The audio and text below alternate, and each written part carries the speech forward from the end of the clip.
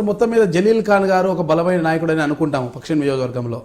అయితే రాష్ట్రంలో ఇప్పుడు తెలుగుదేశం పార్టీకి అంటే చంద్రబాబు నాయుడుకి వ్యతిరేకత ఎక్కువ అవుతుంది అనేది ఒక వాదన ఉంది. అంటే రుణమాఫీ విషయం అయితేనేమి, కాపులను బీసీ రిజర్వేషన్లో చేర్చడం అయితేనేమి, రాయలసీమలో ఇటీవల ప్రవేశపెట్టిన రెయిన్ గన్ల విషయంలో అయితేనేమి, ప్రతి అంశంలో కూడా అంటే రాష్ట్రానికి ప్రత్యేక హోదా సాధించడంలో అయితేనేమి, పెద్ద నోట్ల రద్దు విషయంలో సరైన నిర్ణయాలు తీసుకోకపోవడం విషయంలో కూడా చంద్రబాబు నాయుడు పూర్తిగా వ్యతిరేకత వస్తుంది అంటారు. ఈ వ్యతిరేకతని రాబోయే ఎన్నికలు మీలా ఓవర్కమ్ అవుతారు? ఇంకోటి రాసి పెట్టుకోండి, మేము కలుద్దాం ఆఫ్టర్ ఎన్నికల. చంద్రబాబు గారికి ఇప్పుడు ఉన్న నాయకత్వం పొజిషన్స్లో ఏ పార్టీ నాయకుడైనా సరిపోడు.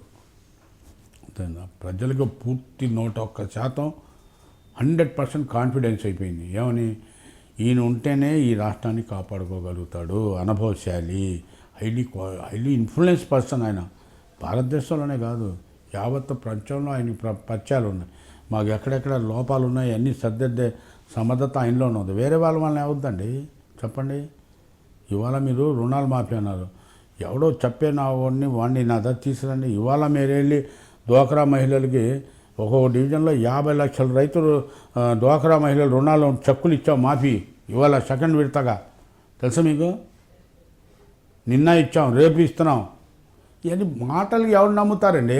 మాటలు నమ్ముతారా జనం? ఏంటి ఆచరణ చూడట్లా? 200 రూపాయలు పింఛన్ ఇచ్చే రాజశేఖర రెడ్డి 1000 రూపాయలు ఇస్తున్నాడు ఆయన పింఛను.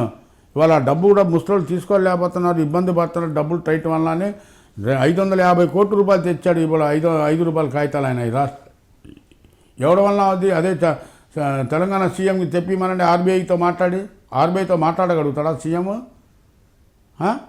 ప్రైమ్ మినిస్టర్ లెవెల్లో సీన్ అది.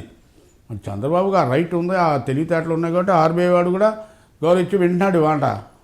మీరు ఒప్పుకోకపోయినా ప్రభుత్వం మీద వస్తున్న వ్యతిరేకతను రాబోయే ఎన్నికల్లో మీరేలా ఓవర్కమ్ అవుతారు? మీరు అంటున్నారు వ్యతిరేకత, మాకు ఎక్కడ వ్యతిరేకత కనిపించట్లా, బ్రహ్మాండంగా ఉంది. నేను ఇప్పుడు పోలవరం దేవుడిదల్లా అనుకున్న టైంలో స్ట్రక్చర్ వచ్చేస్తుంది. ఇప్పుడు ఛత్తీస్గఢ్, ఒరిస్సా వీళ్ళంతా కూడా అడ్డుపడుతున్నారు పోలవరం.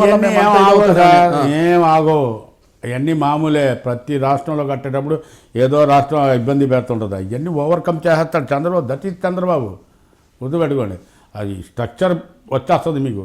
డ్యాముది 98% పని అయిపోయి స్ట్రక్చర్ కూడా వచ్చేస్తుంది. అదేనా? రాజధాని కూడా 30% కంప్లీట్ అయిపోద్ది. రాజధాని కంప్లీట్ అంటే బిల్డింగ్స్ కాదు, రోడ్లు, దాని సంగతి ఇది అంతా తయారైపోద్ది. ఏమంటే ప్రతి కాన్స్టిట్యున్సీలో హౌసింగ్ స్కీమ్ అమలు చేస్తారు. 1000 నుంచి 1500 దాకా ఇల్లులు ఇస్తారు.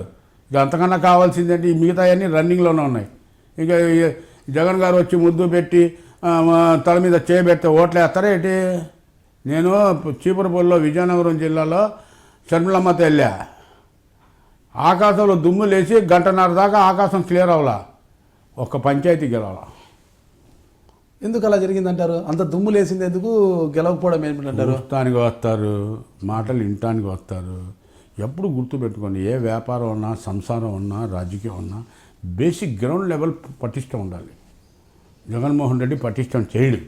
అంటే మీ ప్రచారానికి జగన్మోహన్ రెడ్డి రాలేదంటారా? అన్ని నియోజకవర్గాలకు వచ్చాడు. మీ నియోజకవర్గానికి రాలేదా? ఒకసారి వచ్చాడు నా దగ్గరికి. అప్పుడు దుమ్ము లేలేదా? దుమ్ము ఇక్కడే లేచింది. మళ్ళీ గెలిచారు కదా మీరు. అరే నేను గెలవడం ఏంటి స్వామి? నేను గెలిస్తే ఆ 2 కూడా 3 సార్లు వచ్చాడు ఆ నియోజకవర్గాలకి పక్కన. నాకు అవసరం లేదన్నా. ఒకసారి వచ్చాడు ఎప్పుడో 10 నెలల క్రితం.